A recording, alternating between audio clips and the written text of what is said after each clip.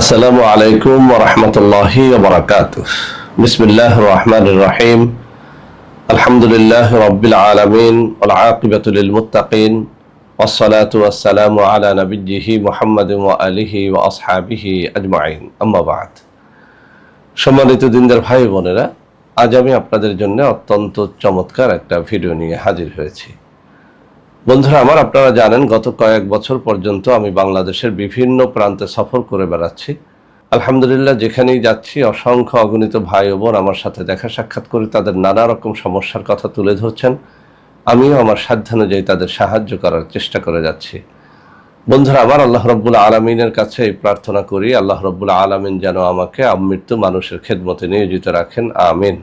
বন্ধুরা আমার, আমরা যখন বিভিন্ন এলাকায় সফরে বের হই, নানান মানুষ নানান কষ্টের কথা আমাদের সাথে শেয়ার করে থাকেন। তো বন্ধুরা আমার, ইদানিং অনেক ভাই ও বোন, বিশেষ করে অনেক বোনেরা তাদের স্বামীর পরকীয়া নষ্ট করার কোরআন সম্মত হাদিস সম্মত কোনো সহি আমল নিয়ে আমাকে একটা ভিডিও শেয়ার করার জন্য বারবার রিকোয়েস্ট করেছেন।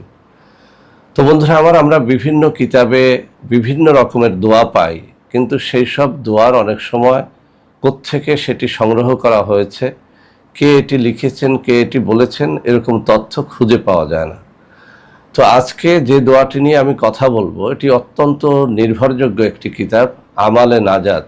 এছাড়াও আল্লামা ইবনে জাওজি রাহমাতুল্লাহ আলাই কর্তৃক রচিত কয়েকটি গ্রন্থের মধ্যে পবিত্র কুরআনুল কারীমের একখানা আয়াত দিয়ে একটা দোয়া শেখানো হয়েছে, যেখানে পরীক্ষিতভাবে বলা হয়েছে স্বামী যদি তার স্ত্রীর পরকীয়া নষ্ট করতে চায় অথবা স্ত্রী যদি তার স্বামীর পরকীয়া নষ্ট করতে চায়, এর থেকে পরীক্ষিত আর কোনো আমলই হয় না।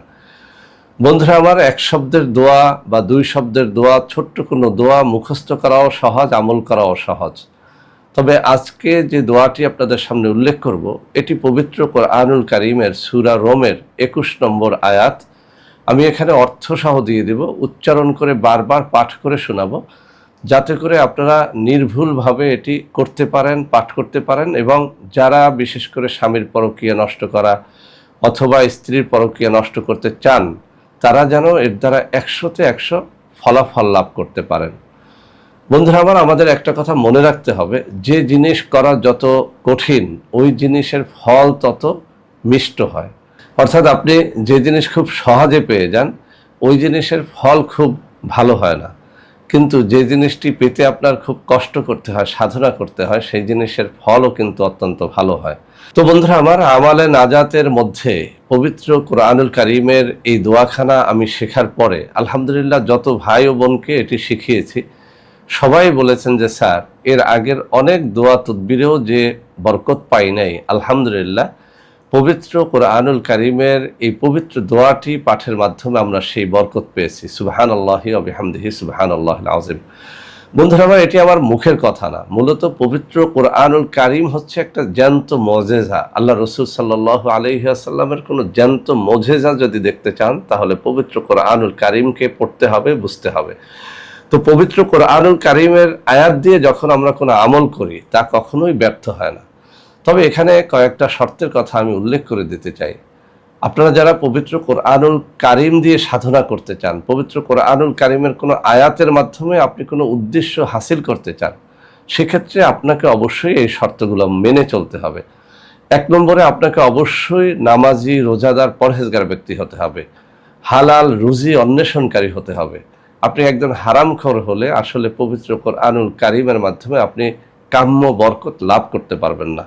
অনেকে প্রশ্ন করে থাকেন যে স্যার, আমি তো মুসলিমই না, তাহলে কিভাবে আমি নামাজ রোজা করব? আপনি যে ধর্মের অনুসারী হন না কেন, ওই ধর্মের অন্তত আচারগুলো আপনি মেনে চলবেন। অর্থাৎ আপনি তো একজন আল্লাহ বা একজন সৃষ্টিকর্তাকে বিশ্বাস করেন, সেই বিশ্বাসের ভিত্তিতে আপনার ধর্মের আমলগুলো আপনি করবেন। অর্থাৎ একটা ভালো পবিত্র জীবন যাপন করে যেন এই আমলটি আপনি করেন, ইনশাআল্লাহ এর দ্বারা আপনি লাভবান হতে পারবেন। তো যারা মুসলিম তাদেরকে বলবো, আপনি যেদিন এই আমলটি করবেন সেদিন যেন একটু নফল রোজা রেখে তারপরে আমলটা করেন।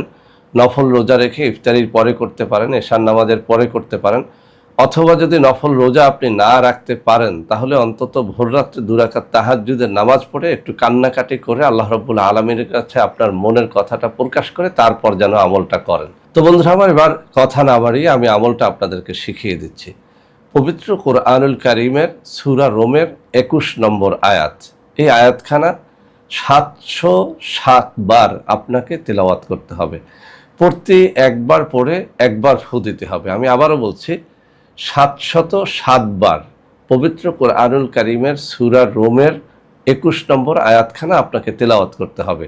প্রতি একবার তেলাওয়াত করে একবার ফু দিতে হবে। কোনো মিষ্টি দ্রব্যের উপরে ফু দিতে হবে। যদিও বিভিন্ন কিতাবে এরকমও এসেছে যে আপনি যে কোনো খাদ্যদ্রব্যের উপরে আপনি ফু দিয়ে আপনার স্বামী পরকীয়া করুক অথবা স্ত্রী পরকীয়া করুক, এই আয়াতের মাধ্যমে আপনি যদি ফু দিয়ে ওই খাবারটি তাকে খাইয়ে দেন, তাহলে সে দুটো কাজ দিবে। ১ নম্বর কাজ হচ্ছে সে প্রাণপণে আপনাকে ভালোবাসবে। অর্থাৎ স্বামী যদি স্ত্রীকে খাওয়ায়, স্ত্রী ওই স্বামীকে কোনো দিন ভুলে যাবে না, স্বামীর জন্য পাগল থাকবে। আবার যদি স্ত্রী স্বামীকে খাওয়ায়, তাহলে ওই স্বামীও ওই স্ত্রী ছেড়ে কখনোই যাবে না, প্রাণপণে ওই স্ত্রীকে ভালোবাসবে। তো যে যার জন্যই করেন না কেন, সুন্দরভাবে কাজটা করবেন, রোজা রেখে কাজটা করবেন, ভোররাত্রে তাহাজ্জুদ পড়ে কান্নাকাটি করে আপনার দিলের কষ্টের কথা আল্লাহ রাব্বুল আলামিনের কাছে প্রকাশ করে তারপরে কাজটা করবেন। তো এখন আমি আপনাদের সামনে সূরা রোমের ২১ নম্বর আয়াত তেলাওয়াত করে শোনাবো। আমি বারবার রিকোয়েস্ট করব আপনারা যেন আমার এই তেলাওয়াতখানি অন্তত ১০০ বারের মতো শোনেন, কেননা আমাদের দেশে পবিত্র কোরআনুল কারীম সহিহ শুদ্ধভাবে তেলাওয়াত করতে পারে এমন মানুষ খুব কম। আমি যেহেতু হাফেজে কোরআন, আলহামদুলিল্লাহ সহিহ শুদ্ধভাবে কোরআন আমরা ছোটোবেলায় শিখেছি, আমি আয়াতখানা বারবার তেলাওয়াত করে শোনাবো। আপনারা এখান থেকে বারবার প্লে করে ওই অংশটুকু শুনে শুনে মুখস্থ করে ফেলবেন। দেখে দেখে নয়, শুনে শুনে মুখস্থ করে ফেলবেন। এরপরে সহিভাবে যখন আপনি শিখে ফেলবেন, তখনই এই আয়াতখানার দ্বারা আপনি এই আমলটি করবেন। কোনো মিষ্টি দ্রব্যের উপরে ৭০৭ বার প্রতি একবার পরে একবার ফু দিয়ে ওই খাদ্য খাওয়াবেন। ইনশাআল্লাহ যাকে খাওয়াবেন, স্বামী স্ত্রীকে খাওয়ালে স্ত্রী স্বামীকে প্রাণপণে ভালোবাসবে এবং স্ত্রীর মধ্যে কোনো সঙ্গ দোষ থাকলে, কোনো পরকীয়ার ভাব থাকলে, কোনো পরপুরুষের প্রতি আকৃষ্ট থাকলে সেটি চলে যাবে। আবার যদি স্ত্রী স্বামীকে খাওয়ায়, সেক্ষেত্রেও স্বামী স্ত্রীকে প্রাণপণে ভালোবাসবে, কোনোদিন সে ছেড়ে যাবে না এবং স্বামীর মধ্যে পরকীয়ার কোনো ধরনের কোনো দোষ থাকলে সেটি চলে যাবে, কোনোদিন আর সে পর নারীতে আসক্ত হবে না। তো বন্ধুরা আমার, কথা না বাড়িয়ে আমি তেলাওয়াত করে শোনাচ্ছি সূরা রোমের ২১ নম্বর আয়াতখানি। এখানে একটা বিষয় উল্লেখ করে দিচ্ছি, আপনি ৭০৭ বার তেলাওয়াতের মধ্যে শুরুতে কয়েকবার দুরূদ শরীফ পড়ে নেবেন, শেষে কয়েকবার দুরূদ শরীফ পড়ে নেবেন। এই আমলটি করা শেষ হয়ে গেলে শেষবারে আপনি মোনাজাতের মধ্যে আপনার দিলের কষ্টের কথা আল্লাহ রাব্বুল আলামিনের কাছে প্রকাশ করবেন। আর ৭০৭ বারই আউযুবিল্লাহ বিসমিল্লাহ পড়ার দরকার নাই। শুরুতে আপনি আউযুবিল্লাহ একবার, বিসমিল্লাহ একবার পাঠ করে তারপরে তেলাওয়াত করবেন। এরপরে প্রতিবারে শুধু আয়াতখানা তেলাওয়াত করলেই হবে, আউযুবিল্লাহ বিসমিল্লাহ পড়ার বারবার দরকার হবে না। তো আমি তেলাওয়াত করে শোনাচ্ছি। বিসমিল্লাহির রহমানির রহিম। ومن آياته أن خلق لكم من أنفسكم أزواجا لتسكنوا إليها وجعل بينكم مودة ورحمة। বন্ধুরা আমার, যখন পাঠ করবেন দিলটাকে আল্লাহর দিকে রুজু করে চোখে পানি এনে কান্না করে পাঠ করার চেষ্টা করবেন। আপনি যেন আল্লাহ রাব্বুল আলামিনকে দেখছেন, আপনি যেন আল্লাহ রাব্বুল আলামিনকে দেখে দেখে আপনার হৃদয়ের কষ্টগুলো তার কাছে প্রকাশ করতেছেন। আপনার মনের কষ্ট নালিশ আপনি স্বয়ং আল্লাহ রাব্বুল আলামিনের কাছে দিচ্ছেন। এভাবে পাঠ করবেন।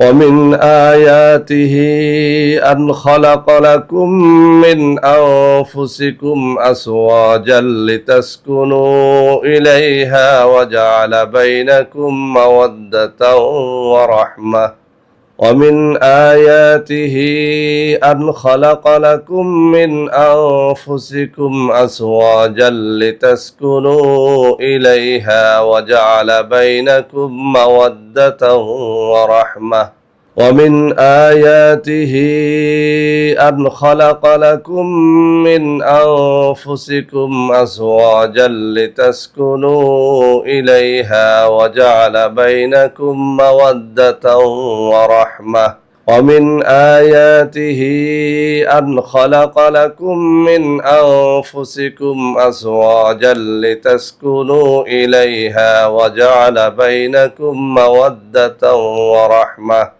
আবার ফুদিবেন আবার পড়বেন ومن آياته أن خلق لكم من أنفسكم أزواجا لتسكنوا إليها وجعل بينكم مودة ورحمة আবার ফুদিবেন আবার শুরু করবেন ومن آياته أن خلق لكم من أنفسكم أزواجا لتسكنوا إليها وجعل بينكم مودة ورحمة আবার ফুদিয়ে আবার শুরু করবেন ومن آياته أن خلق لكم من أنفسكم أزواجا لتسكنوا إليها وجعل بينكم مودة ورحمة তো বন্ধুরা আমার, আমি যেভাবে পড়ে শোনালাম আপনারাও চেষ্টা করবেন যখন পাঠ করবেন আপনি যেন আল্লাহ রাব্বুল আলামিনের সামনে উপস্থিত আছেন, আপনার স্বামীর পরকীয়ার কথা অথবা স্ত্রীর পরকীয়ার কথা আপনি যেন তার সামনে এসে নালিশ করে যাচ্ছেন।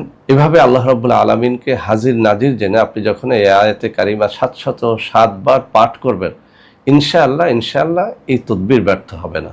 তো বন্ধুরা আমার, যাদের স্বামী কিংবা স্ত্রী পরকীয়ায় লিপ্ত আছে অথবা স্বামী কিংবা স্ত্রী পরস্পরের মধ্যে ভালোবাসা নেই, ঝগড়াঝাটি হয়, কোনোভাবেই সংসারে শান্তি আসছে না, তাদেরকে বলবো একটুখানি কঠিন হলেও এই আয়াতখানা যেন মুখস্থ করে শুদ্ধভাবে তেলাওয়াতের মাধ্যমে এই তদবিরটি করেন।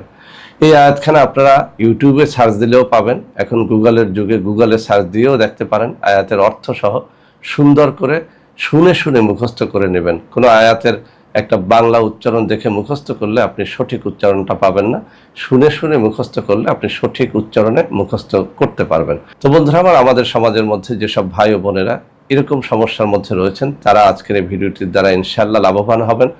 আপনাদের আত্মীয় স্বজনের মধ্যে কেউ এভাবে আক্রান্ত থাকলে তাদের মধ্যে ভিডিওটি শেয়ার করে দেবেন। বন্ধুরা আমার, আমাদের প্রত্যেকটা চ্যানেলকে ভালোবেসে সাবস্ক্রাইব করবেন। সবাই ভালো থাকবেন। আল্লাহ হাফেজ। আসসালামু আলাইকুম ওয়া রাহমাতুল্লাহি ওয়া বারাকাতুহু।